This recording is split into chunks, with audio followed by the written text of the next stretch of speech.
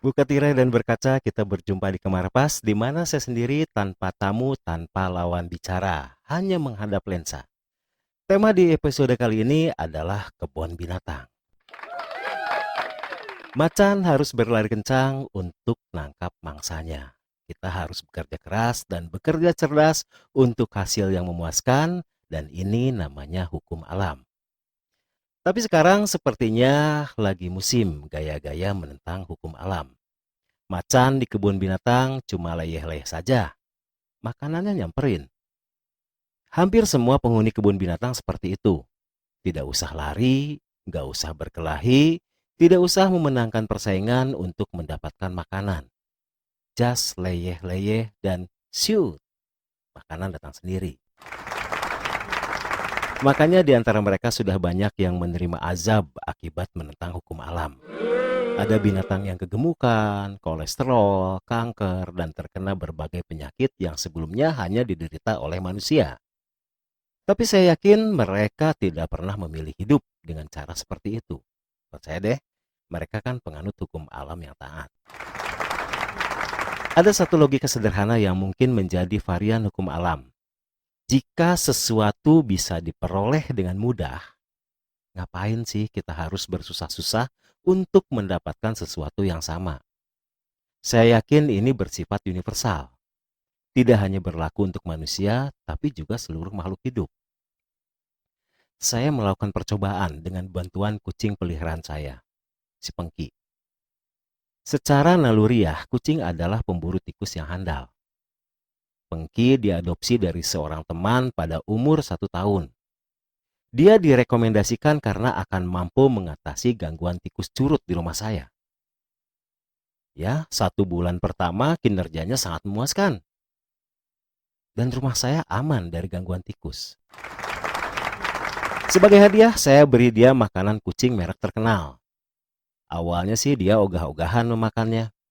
Mungkin karena dia sudah terbiasa menyantap tikus. Tapi dengan punahnya tikus di rumah kami, dia tidak mempunyai pilihan untuk bisa bertahan hidup. Mulailah dia membiasakan dengan makanan barunya. 1 hari jatahnya 3 mangkuk. Pagi, siang, dan sore. Saking biasa dan mungkin dia sudah suka, tiap waktunya makan dia sudah siap. Siap siaga di dekat mangkuknya. Pengki semakin gemuk dengan pakan yang penuh nutrisi. Gerakannya pun tidak selincah sebelumnya. Ketika tikus mulai hadir lagi di rumah saya, Pengki hanya melihatnya saja dengan gerakan yang hanya menakut-nakuti saja, tanpa adanya usaha lebih untuk berlari dan menangkapnya. Ya, baginya mungkin tikus adalah masa lalu. Seperti Pengki, harimau dan penghuni kebun binatang lainnya memang tidak memilih untuk hidup manja. Tapi mereka dipaksa untuk menjatuhkan pada satu-satunya pilihan, kemudian kebiasaan baru pun terbentuk. Manusia mempunyai berbagai alasan melakukan hal seperti ini juga. Bisa dibayangkan, kalau harimau, singa, beruang yang menghuni kebun binatang dibiarkan mencari makan seperti yang dilakukannya di alam liar.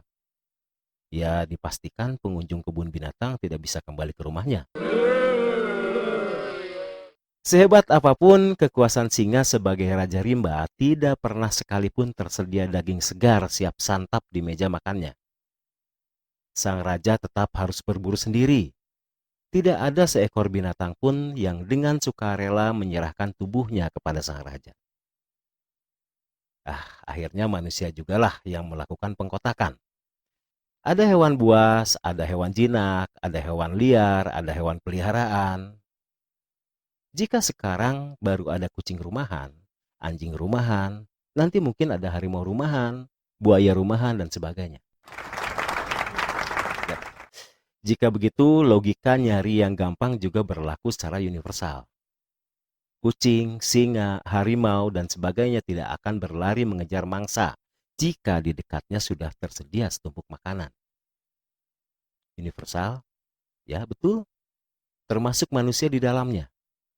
Bukankah manusia sangat mampu untuk merubah siklus tersebut? Emangnya siapa juga yang bisa membuat mereka jadi binatang peliharaan? Emangnya makhluk mana sih yang bisa dengan sukarela menyediakan makanan untuk mereka?